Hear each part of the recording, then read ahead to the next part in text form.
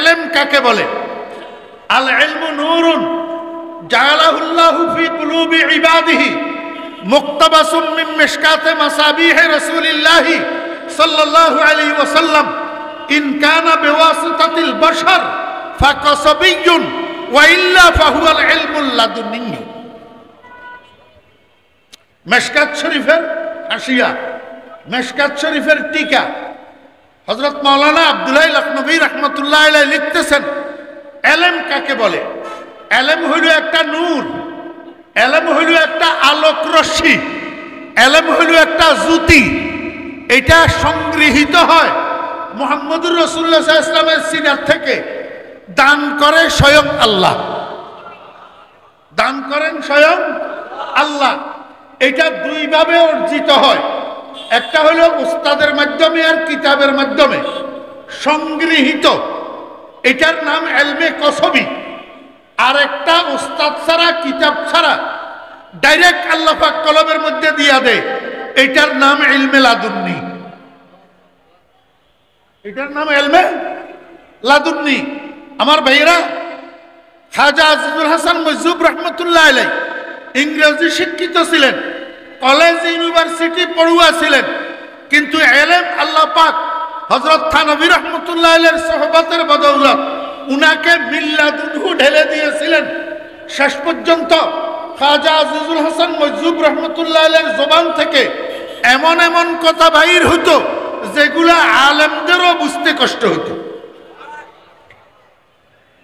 प्रमाण दारे फानी की सजावट पर न जा, नेकियों से अपने असली घर सजा, फिर वहां तू चैन की बांसी बजा, इन्नहु कद फाज़ा फौज़म मन नजा। এই দুইটা ছন্দ খাজা আজিজুল হাসান মজজুব রহমতুল্লাহ আলাইহি কর্তৃক রচিত। हजरत उलमाए किराम से मेरा अर्ज ये है कि आप फरमाइए, खाजा अजीजुल हसन मजजूब तो जाहिरी इल्म मदरसा में पढ़ने वाला नहीं था, लेकिन ये जो अशआर उन्होंने बनाया, ये जो अशआर उन्होंने नज़म किया, मैंने ये समझा कि पहला 3 मिसरा उर्दू है और खाजा अजीजुल हसन मजजूब रहमतुल्लाह अलैहि की मादरी जुबान भी उर्दू है। मान लिया मादरी जुबान होने के वास्ता से ये 3 मिसरा उन्होंने बना लिया, लेकिन चौथा मिसरा जो है इन्नहु कद फाज़ा फौज़म मन नजा, ये तो उर्दू नहीं है, ये अरबी है। उर्दू काफिया के साथ मिलाकर हजरत ख्वाजा साहब रहमतुल्लाह अलैहि ने ये मिसरा कैसे बनाया अगर उनके पास इल्म ना होता। यह दलील है कि ख्वाजा अजीजुल हसन मजजूब रहमतुल्लाह अलैहि के पास इल्मे लादुन्नी था, इल्मे लादुन्नी था। আমি আপনাদেরকে আরেকটা কথা বোঝানোর জন্য এখানে নিয়ে আসছি। খাজা সাহেব রহমতুল্লাহ আলাইহি বুড়া মানুষ, সকালবেলায় ফজরের নামাজের পরে একটু রাস্তায় হাঁটাহাঁটি করতেন। মনোযোগ আসেনি? রাস্তায় একটু কি করতেন? হাঁটাহাঁটি করতেন। তো একদিন হাঁটার জন্য রাস্তায় বাইর হইছে, রাত্রে বৃষ্টি হইছে। এখন যে বৃষ্টি হলো, রাত্রে কি হইছে? বৃষ্টি হইছে।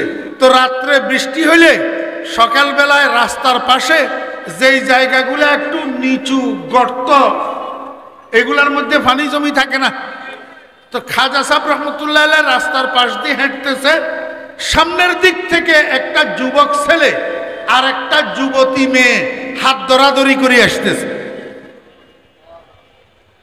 হাত ধরাধরি করে আসতেছে প্রায় সামনাসামনি। এমতো অবস্থায় খাজা সাহেব রহমতুল্লাহ আলাইহি বুড়া মানুষ ওই পানির মধ্যে পাও পড়ে গেছে। পানির মধ্যে পাও পড়ছে যে নিচে কাদা ছিল, কাদার কারণে খাজা সাহেবের পাওটা ফিসলেই গেছে। পাও গেছে সামনের দিকে, খাজা সাহেব পড়ে গেছেন পিছনের দিকে। এখন পাওয়ের সাথে ঘর্ষণ লাগি এক টুকরা কাদা উপরের দিকে ছিটকাইয়া ওই যুবতী মেয়েটার গালের উপরে পড়ছে। কথা বুঝছেন না বুঝেন না? এক টুকরা কাদা যুবতী মেয়েটার গালের উপরে পড়ছে। যখনই যুবতী মেয়েটার গালের উপরে একটু কাদা পড়ছে, ওই যুবক ছেলেটা আর বরদাস্ত করতে পারে নাই, দৌড়াই আসি খাজা সাহেব রহমতুল্লাহ আলাইহির মুখের উপরে দিছে থাপ্পড়। কি দিছে? থাপ্পড় দিছে।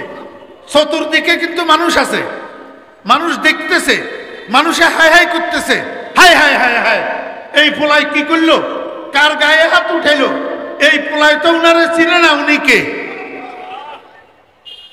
আমার ভাইয়েরা, দোস্ত আহবাব, কিতাবের মধ্যে লিখতেছেন খাজা সাহেব রহমতুল্লাহ আলাইহি কিচ্ছু বলেন নাই, সামনের দিকে হাঁটা শুরু করছেন। এই যুবক যুবতীরাও সামনের দিকে হাঁটা শুরু করছেন। একটু দূর যাওয়ার পরে একদম শুকনার মধ্যে যুবক ছেলেটার পাও একটার সাথে আর একটা বাড়ি খাইয়া দুই পাও পেঁচ লাগিয়া পড়ে গেছে। এমনি পড়ার সাথে সাথে একটা পাওর ফ্যান্ডেলির মাঝখানে ভাঙ্গিয়া দুই টুকরা হয়ে গেছে। কয় টুকরা? ও মারে, ও বাপরে করিয়া যখন চিৎকার করা শুরু করছে, চতুর্দিক থেকে মানুষ এসছে। কিরে কি হয়েছে? কয় আমার পাওটা ভাঙ্গি গেছে। মানুষে কয় বেয়াদ্দব, তোর পাও ভাঙ্গি গেছে সেটা বড় কথা না, তুই যে এখনো জিন্দা আছো এটার জন্য শুকর কর। তোর কার গায়ে হাত উঠেছ? উনারে চিনস তুই? উনি আল্লাহর কুতুব, উনি আল্লাহর কুতুব। এখনো তাড়াতাড়ি যাইয়া হুজুরের কাছে মাপ চা, না হলে জীবন নাশ হইয়া যাবে। আমার ভাইয়েরা, দোস্ত আহবাব, পোলাইটে কয় আমি কেমনে যাব, আমি তো দাঁড়াইতে পারি না, আমার পাওটা তো ভাঙে গেছে। মানুষের দরাদরি করি দৌড়াইয়া এই পোলাটারে হুজুরের সামনে নিয়ে গেছে। সামনে দিয়ে ব্যারিকেড দিয়া দাঁড়াইছে। মানুষ কয় হুজুর, পোলা মানুষ বুঝতে পারে নাই আপনার সাথে বেয়াদবি করছে, আল্লাহর ওয়াস্তে পোলাটারে মাফ করে দেন।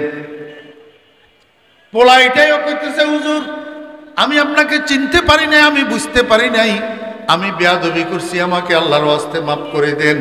খাজা আজিজুল হাসান মজুব রহমতুল্লাহ আলাইহি বলেন, বাবারে আমি মাফ করার কে? আমি মাফ করার কে?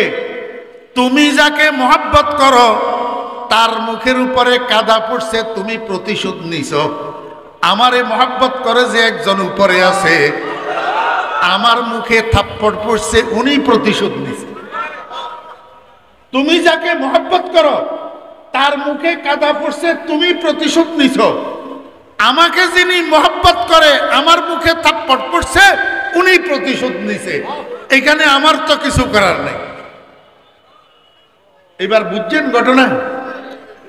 জুমলা আলম জি সবব গুমরাহ শুদ, কম কসে জবদালে হক আগাহ শুদ, হামসরিবা আম্বিয়া বরদাশতন, আউলিয়ারা হামচু খুদ পিন্দাশতন। খবরদার, মান আদালি ওয়ালিয়ান ফাকাদ আযানতুহু বিল হারব। আল্লাহ পাক হাদিসে কুদসির মধ্যে বলেন, আমার ওলিদের সাথে যারা বেয়াদবি করে তাদেরকে বলো আমার সাথে যুদ্ধ করার জন্য যেন তৈরি থাকে। হাদিসে কুদসি, হাদিসে কুদসি। যাই হোক, আপনাদের মনে আছে না ভুলে গেছেন? ওই যে হযরত শাহদাওলা রহমতুল্লাহ আলাইহি মুস্তাজাবুদ দাওয়াত ছিলেন। কি ছিলেন? মুস্তাজাবুদ দাওয়াত ছিলেন। আর উনার যে দোয়া কবুল হয় এটা উনার এলাকার মধ্যে প্রসিদ্ধ ছিল। এলাকার জনগণ জানতো যে হুজুরের দোয়া কবুল হয়। আজকে যখন জনপদের দিকে নদীর থেকে পানি ঢুকতেছে, উনারা দলবান্দি দৌড়াইয়া সবাই হযরত শাহদাওলা রহমতুল্লাহ আলাইহির কাছে গেছে, যাইয়া কয় হুজুর, নদীতে বন্যার পানি আর জোয়ারের পানি একাকার হইয়া গাং পাড়ের উপর দিয়া আমাদের জনপদের দিকে প্রবল স্রোতে পানি ঢুকতেছে। এইভাবে যদি চলতে থাকে অল্প সময়ের মধ্যে আমাদের গ্রামটা তলাইয়া যাবে। আপনি একটু আল্লাহর কাছে দোয়া করেন ওই নদীতে যেন ভাটা পড়ে, তাড়াতাড়ি গ্রামের দিকে পানি ঢুকা যেন বন্ধ হয়ে যায়। কথা বুঝতেছেন? মনোযোগ আছে? এই ভাই ডিস্টার্ব করেন কেন? রেকর্ড করলে আগে আসতেন। মনোযোগ আসেনি? এলাকার মানুষ কি কইল? হুজুরের কাছে দোয়া চাইল। আল্লাহর কাছে দোয়া করলে হুজুরের দোয়া কবুল হবে, তাড়াতাড়ি অন্য দিনের থেকে আরো আগে নদীতে ভাটা পড়বে, আর জনপদের দিকে পানি ঢুকা কি হবে? বন্ধ হবে। হযরত শাহদৌলা রহমতুল্লাহ আলাইহি বলেন, তাই নাকি? তোমরা একটা কাজ করো, আমারে একটা কোদাল দাও। কোদাল চিনেন? কোদাল, কোদাল গাছ কাটে, মাটি কাটে, চিনছেন? তো আমার একটা কোদাল দাও। তো মানুষ ফুসু ফুসু করে, কিরে আমরা চাইলাম হুজুরের কাছে দোয়া, দোয়া করতে কি কোদাল লাগেনি? কোদাল দিয়ে কি করবে? আচ্ছা, আল্লাহর ওলি মানুষ যখন চাইছে একটা কোদাল আনি দে, তো একজনে একটা কোদাল আনি দিছে। কোদালটা কাঁধে লইয়া হযরত শাহদৌলা রহমতুল্লাহ আলাইহি নদীর দিকে হাঁটা শুরু করছে। মানুষ পিছনে থাক, মানুষ পিছনে পিছনে হাঁটতেছে, দেখতেছে হযরত শাহদৌলা রহমতুল্লাহ আলাইহি নদীর পাড়ে যাইয়া কোদাল দিয়া নদীর পাড় কাটে, নদীর পাড় কাটে। মানুষ কয়, হুজুর এটা কি করতেছেন? আমরা আপনার কাছে কি চাইলাম আর আপনি কি করতেছেন? আপনি তো নদীর পাড় কাটি আরো ভালোভাবে পানি ঢুকার ব্যবস্থা করে দিতেছেন, যাতে তাড়াতাড়ি আমাদের জনপদটা ডুবে যায়। হযরত শাহদৌলা রহমতুল্লাহ আলাইহি কয়, আমার এলাকার মানুষ তোমরা কি বুঝো? আমার মাওলা একদিকে, আমি বুঝি আর একদিকে যাব। আমার মাওলা পানি যেদিকে নিয়ে খুশি আমিও সেদিকে নিয়ে খুশি, আমি উল্টা দিকে যাইতে পারবো না। যেদার হ্যায় মাওলা উদার হ্যায় শাহদৌলা, যেদার হ্যায় মাওলা উদার হ্যায় শাহদৌলা। ও বেইরা দোস্ত আহবাব, যেদার হ্যায় মাওলা উদার হ্যায় শাহদৌলা। আমার আল্লাহ যদি বৃষ্টি দিয়া খুশি থাকে, আমরাও বৃষ্টি পাইয়া খুশি। কারণটা কি? আমরা এখানে কি সোনাবানের কিস্তা বলার জন্য বসছি, নাকি সোনা বন্ধুর গান গাওয়ার জন্য বসছি? আমরা তো আল্লাহর কথাই কই। তো আল্লাহ দেখে না? তো আল্লাহর কথা আল্লাহর বান্দারা বলুক, আল্লাহর কথা আল্লাহর বান্দারা শুনুক, আর এর মধ্যে বৃষ্টিও হোক। এর মধ্যে আমার আল্লাহ রাজি, আমরাও রাজি, আলহামদুলিল্লাহ। বুঝাইতে পারছি না? পারি নাই? রাদিতু বিল্লাহি। এই জন্য প্রকৃত মকামে আব্দিয়তে যারা পৌঁছায়, আল্লাহ পাকের গোলামির স্তরে যারা পৌঁছায়, এই 22 বছর বয়স, বয়স কত? 22 বছর, মাত্র ডিগ্রি পাশ করি বাইর হইছে। এই পোলাটা হঠাৎ গাড়ি অ্যাক্সিডেন্টে, রোড অ্যাক্সিডেন্টে মারা গেছে। খবর গেছে আল্লাহর ওলির কাছে। আল্লাহর ওলি কি কয় জানেন? প্রথমে কয় আলহামদুলিল্লাহ, এরপরে কয় ইন্না লিল্লাহি ওয়া ইন্না ইলাইহি রাজিউন। আপনারা প্রশ্ন করবেন, আগে ইন্না লিল্লাহ না পড়ি আগে আলহামদুলিল্লাহ বলল কেন? এই কথা বোঝানোর জন্য মাওলা সন্তান তোমার দেওয়া নেয়ামত, দিছ তোমার ইচ্ছা মতো, নিছ তোমার ইচ্ছা মতো, তোমার ইচ্ছার উপরে আমি করবা। ও আব্বারা যারা বাবা আছেন, বলেন কয়জন বাবার পক্ষে এটা সম্ভব হবে? কয়জন বাবার পক্ষে সম্ভব হবে? ওই বাবার পক্ষে সম্ভব হবে যেই বাবা মুজাহাদা করতে করতে, রিয়াজত করতে করতে, মুরাকাবা মুশাহাদা করতে করতে, সাধনা করতে করতে মাকামে আব্দিয়ত পর্যন্ত পৌঁছায়। মনে রাখবেন, যারা মাকামে আব্দিয়ত পর্যন্ত পৌঁছায়, ওয়াহুম লা ইয়াখাফুনা লাওমাতা লাইবিন, তারা দুনিয়ার কোন সমালোচকের সমালোচনাকে ভয় করে না, কোন গালি দেনেওয়ালার গালি দেওয়াকে ভয় করে না। ওদের শুধু একমাত্র উদ্দেশ্য হলো মাওলাই পাকের সন্তুষ্টি। দুনিয়াওয়ালা কে কি বলল, কে মারহাবার শুভেচ্ছা বলল আর কে গালি দিল, তাতে আল্লাহর গোলামদের কিছু আসে আর যায় না।